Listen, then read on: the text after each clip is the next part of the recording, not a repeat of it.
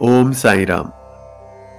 प्रिय साईं भक्तों, तरखड़ कुटुंब के साईं अनुभव नामक इस वीडियो श्रृंखला के 9वें अंक में हमने देखा कि साईं बाबा किस प्रकार अपने भक्तों को अपने करीब लाने के लिए ऐसी ऐसी लीलाएं करते थे जिन्हें देखकर उनके भक्त आश्चर्य के साथ आनंद विभोर हो उठते थे। किस प्रकार बाबा ने स्वप्न देकर पहले तरखड़ साहब को उनकी मिल में आग की पूर्व सूचना दी और इतना ही नहीं, बाद में स्वयं उनकी खटाऊ मिल की रक्षा भी की। किस प्रकार बाबा ने ज्योतिन्द्र तरखड़ जी को अपने अंतर्ध्यानी होने का प्रमाण दिया और उनके मन में अपनी भक्ति को और प्रगाढ़ रूप प्रदान किया और उन्हें एहसास कराया कि बाबा से कुछ भी छिपाया नहीं जा सकता। अब सुनिए श्री वीरेंद्र ज्योतिन्द्र तरखड़ द्वारा रचित उनकी मूल अंग्रेजी पुस्तक live experiences of the Tarkhad family with Shri Sai Baba of Shirdi के हिंदी अनुवाद का अगला भाग। भूत का सामना। प्रिय श्रोताओं, मैं जानता हूं कि हम 21वीं सदी में जी रहे हैं और आज के इस वैज्ञानिक युग में भूत के अस्तित्व पर विश्वास करना बहुत मुश्किल है। मैं स्वयं एक इंजीनियर हूं और विज्ञान में दृढ़ विश्वास रखता हूं। यह अनुभव मेरे पिता का है और वो भी शिरडी जैसे पवित्र स्थान का, जो कि बाबा की कर्म भूमि रहा है। शिरडी अर्थात वो स्थान जहां बाबा ने मानव जाति के लिए सभी ईश्वरीय कर्मों को अविश्वसनीय रूप से निभाया। इसलिए मैं आपको अपने पिता द्वारा बताए गए उन अनुभवों के बारे में बता रहा हूं जो मेरी स्मृति पटल पर अच्छी तरह से अंकित हैं।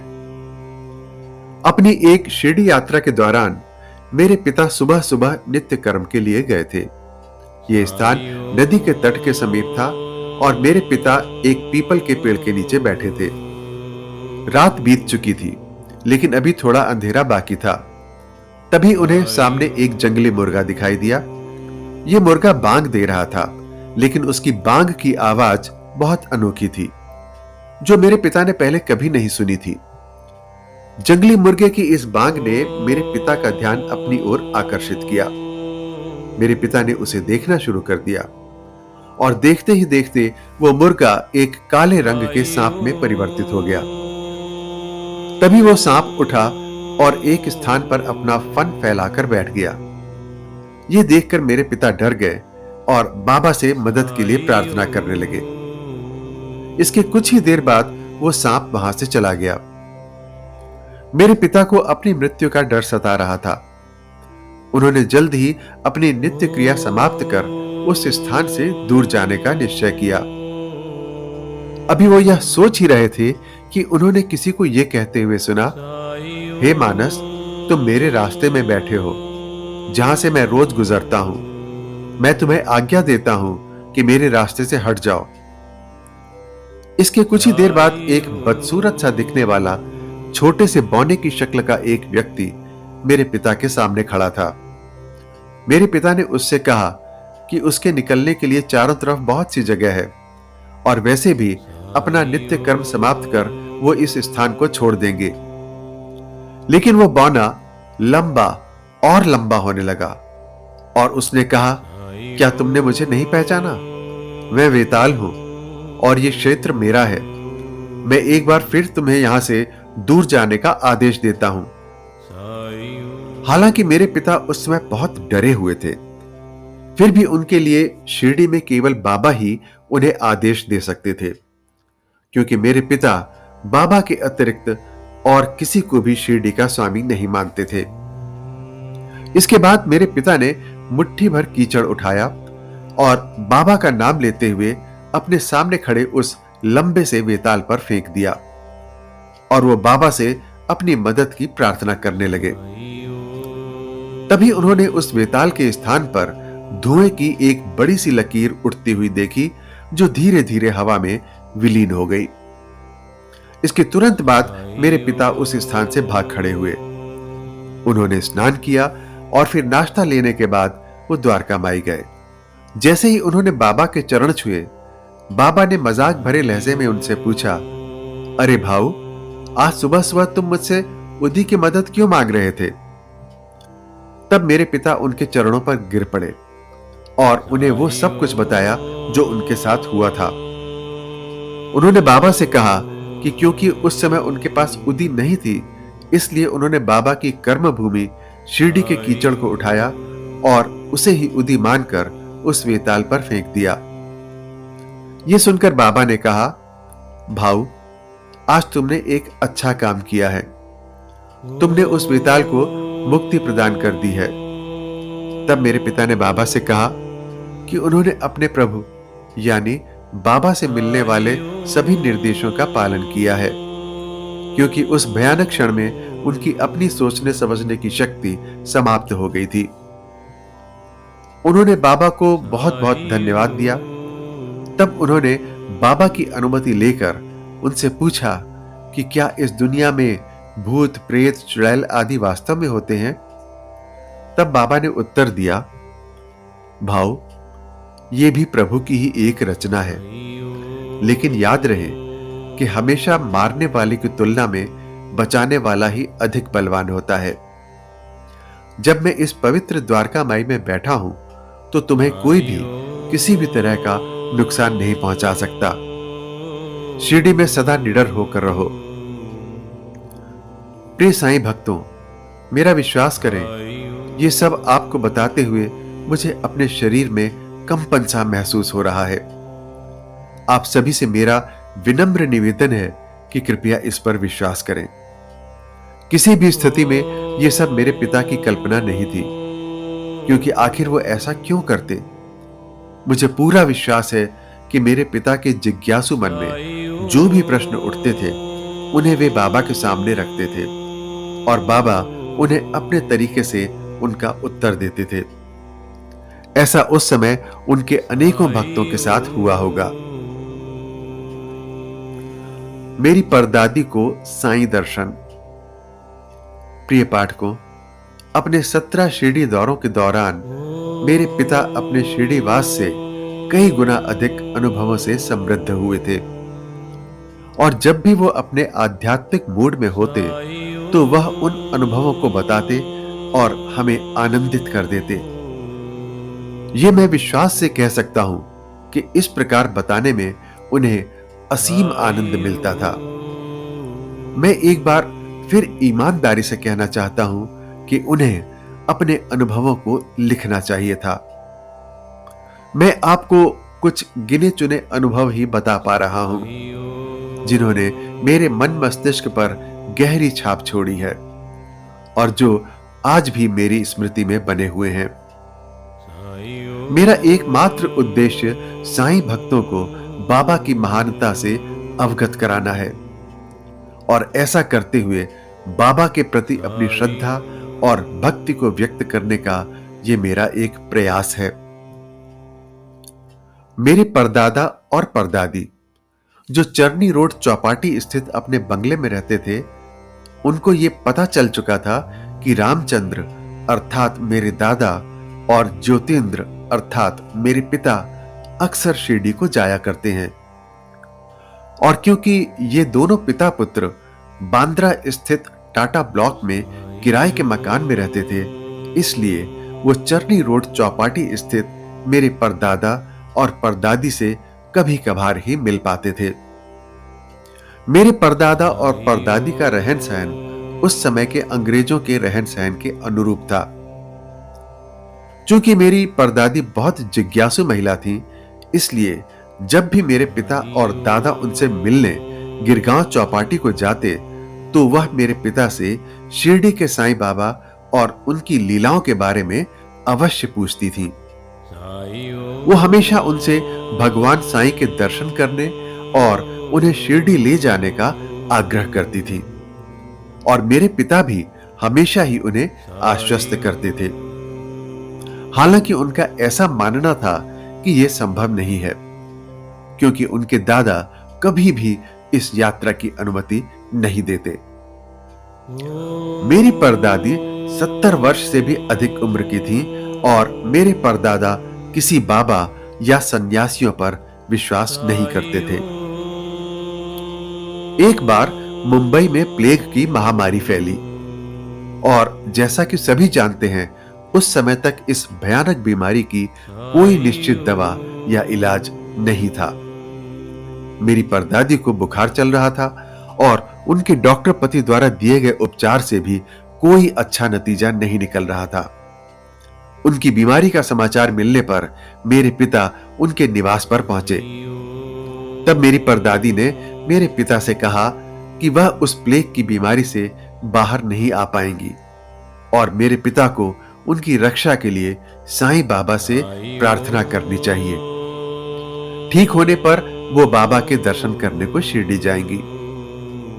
उनकी इस बात पर मेरे पिता ने उन्हें सलाह दी कि यदि उन्हें भगवान साईं पर सच्ची आस्था है तो उन्हें बिस्तर पर पड़े पड़े ही उनसे प्रार्थना करनी चाहिए। तब भगवान साईं निश्चित रूप से उनकी मदद के लिए आएंगे।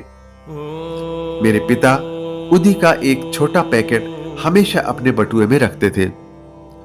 उन्होंने उदी का पैकेट अपने बटुए से निकाला और दादी के तकिए के नीचे रख दिया।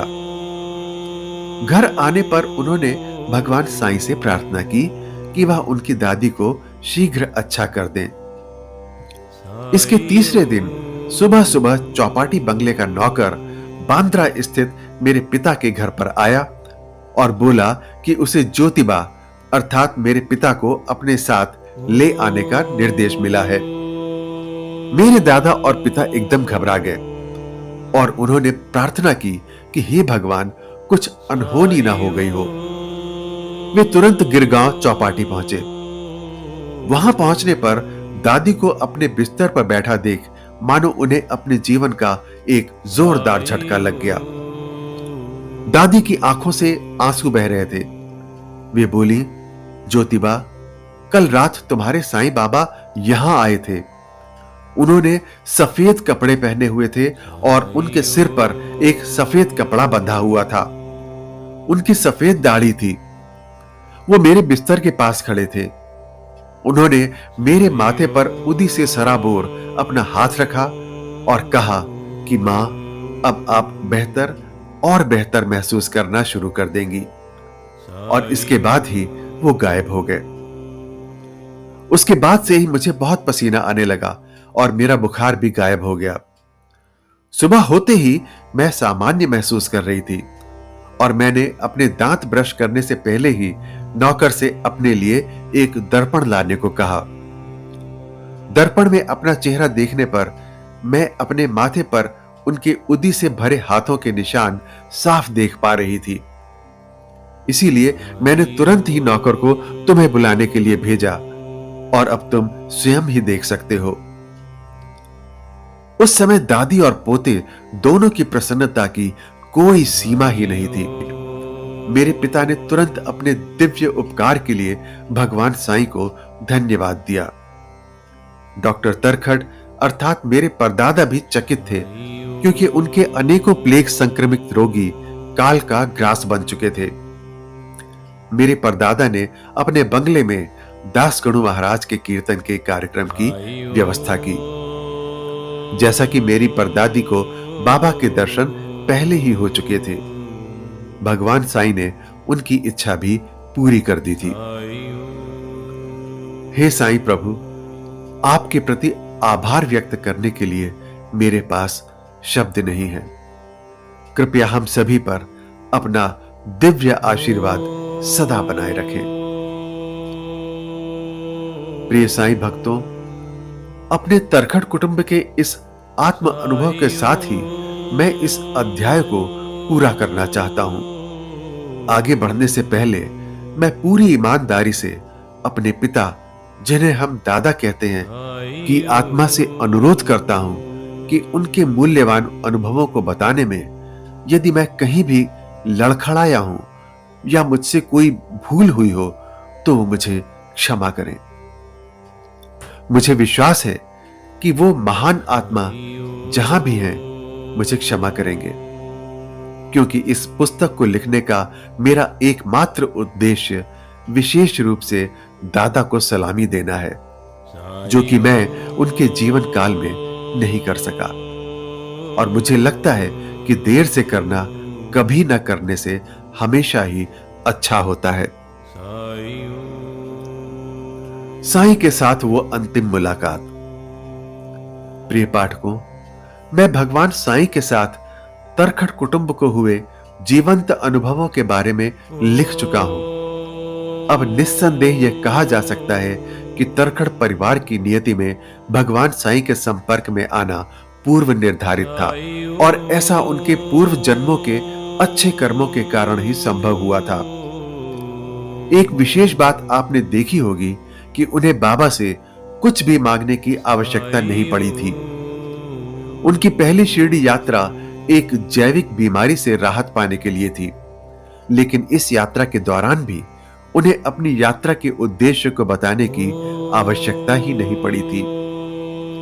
बाबा उनके मन को बहुत स्पष्ट रूप से पढ़ सकते थे और उन्हें अपने करीब लाने के लिए उन पर अपना आशीर्वाद भी स्वयं बरसा देते थे।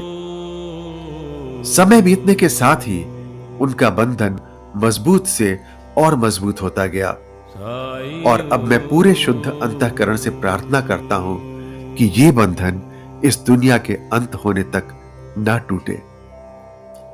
मुझे लगता है कि यह वर्ष 1918 था और वो नवरात्रि के दिन चल रहे थे, क्योंकि बाबा ने रोगग्रस्त बाघ को मुक्ति देने के 7 दिन बाद विजयदशमी के दिन अपनी महासमाधि ली थी।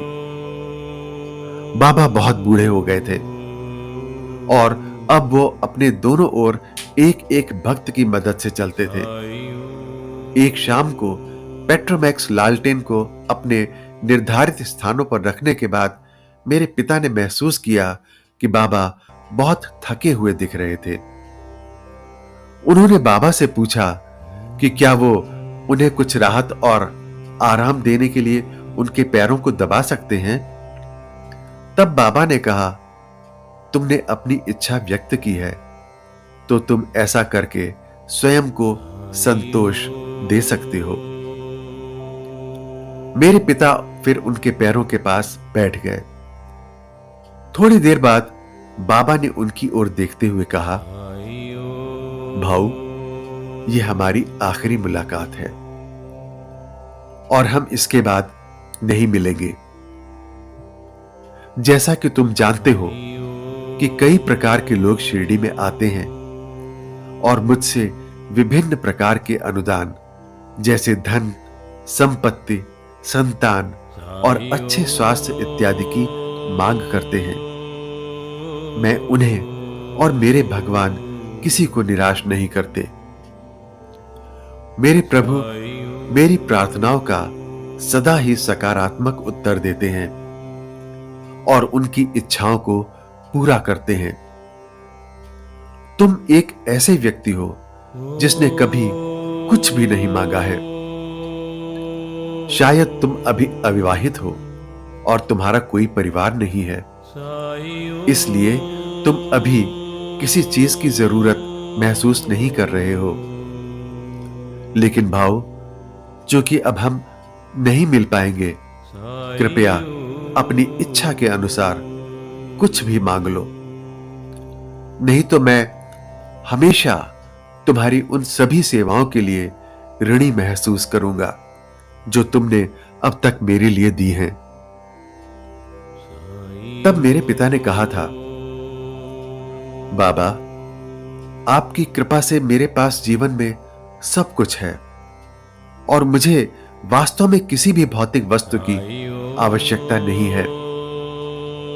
आप केवल यह सुनिश्चित करें कि आपका आशीर्वाद हमेशा मेरे साथ रहे और भविष्य की किसी भी परिस्थिति में मैं आपको अपनी स्मृति से दूर ना होने दूं। हेची दान देगा देवा तुझा विसार ना भावा। तब बाबा ने कहा, भाऊ, मैं किसी भी सूरत में अपने भक्तों के प्रति अपने कर्तव्य से बंधा हुआ हूं और मैं तुमसे अपने लिए व्यक्तिगत रूप से कुछ मांगने के लिए कह रहा हूं, क्योंकि प्रत्येक मनुष्य की अपनी एक अलग पहचान है और उसे अपने जीवन काल को सफलतापूर्वक चलाने के लिए कुछ बाहरी मदद की जरूरत होती है। कृपया स्वयं को बिल्कुल स्वतंत्र महसूस करो और मांग लो। मेरे पिता ने महसूस किया कि यह उनकी अग्नि परीक्षा थी।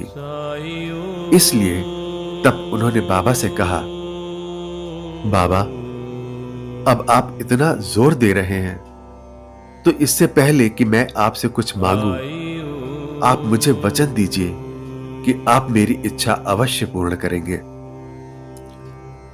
तब बाबा ने कहा, भाऊ, मैंने बहुतों की इच्छाओं को पूरा किया है, इसलिए तुम्हें कम से कम मुझ पर संदेह नहीं करना चाहिए। तुम मांगो और मैं अवश्य दूंगा। फिर मेरे पिता ने कहा, बाबा, मुझे आपसे केवल एक ही चीज चाहिए कि मुझे किसी भी जन्म में डाल दो, पर मुझे सदा आपके चरणों के दर्शन होने चाहिए। तब बाबा कुछ समय के लिए बिल्कुल शांत हो गए और फिर यह कहते हुए उन्होंने अपनी चुप्पी तोड़ी, भाऊ, मैं तुम्हारी ये इच्छा पूरी नहीं कर सकता हूं। इस पर मेरे पिता ने कहा, बाबा, मैं तो कुछ भी नहीं मांग रहा था और आपने ही मुझसे मांगने को मजबूर किया। मुझे आपसे इसके अलावा और किसी भी चीज की जरूरत नहीं है। तब बाबा ने मुस्कुराते हुए कहा, भाऊ, इतने लोग शिरडी आते हैं, लेकिन बहुत कम लोग तुम्हारे जैसे हैं जिन्होंने मुझे पूरी तरह से समझा है। तुम अपनी इच्छा से मुझे हमेशा के लिए बांधना चाहते हो, किंतु मुझे मेरे प्रभु से ऐसी अनुमति नहीं है कि मैं किसी के साथ इस तरह से बंध जाऊं। फिर भी तुम्हें निराश होने की आवश्यकता नहीं है। मैं तुमसे वादा करता हूं कि हमारे अगले जन्म में जब हम 10 साल के हो जाएंगे तो हम एक साथ बैठेंगे और एक ही थाली में खाना खाएंगे। तब मेरे पिता ने कहा था, बाबा, जैसी आपकी इच्छा। संक्षेप में बोले तो बाबा ने उन्हें अगले जन्म में फिर से मिलने का वादा कर दिया था। मेरे पिता अब संतुष्ट थे और उन्होंने तुरंत बाबा को साष्टांग दंडवत प्रणाम किया। बाबा ने उन्हें उठा लिया और फिर पास ही रखे उदी के बर्तन में अपना हाथ डाला और उसमें से मुट्ठी भर उदी निकालकर मेरे पिता को देते हुए बोले, भाऊ, कृपया इसे अत्यंत सावधानी से संभाल के रखना और इसे बहुत संयम से उपयोग करना, क्योंकि इसमें ऐसी शक्ति है जो किसी भी शरीर में जीवन को वापस ला सकती है। यह शाम की आरती का समय था और मेरे पिता के मन में पूर्णता का एहसास था। साथ ही वो बहुत दुखी भी थे, क्योंकि बाबा ने यह कहा था कि ये उनकी अंतिम मुलाकात थी। अगले दिन बाबा ने उन्हें मुंबई जाने के लिए कहा। घर पहुंचने पर उन्होंने अपने माता पिता को बताया कि शिरडी में क्या हुआ था। वे एक छोटा सा चांदी का डिब्बा ले आए और उसे बाबा द्वारा दी गई उदी से भर दिया। इस उदी को वे स्वयं भगवान द्वारा दिया गया अमृत मानते थे। मुझे याद है कि यदि हम में से कोई भी गंभीर रूप से बीमार पड़ जाता तो मेरे पिता थोड़ी सी मात्रा में उदी लेकर उसे पानी में डाल देते और हमसे पीने के लिए कहते थे, ताकि हमारा रोग ठीक हो जाए। एक बात तो तय थी कि अपने जीवन काल में मेरे पिता के 7 बच्चों में से किसी का भी निधन नहीं हुआ था।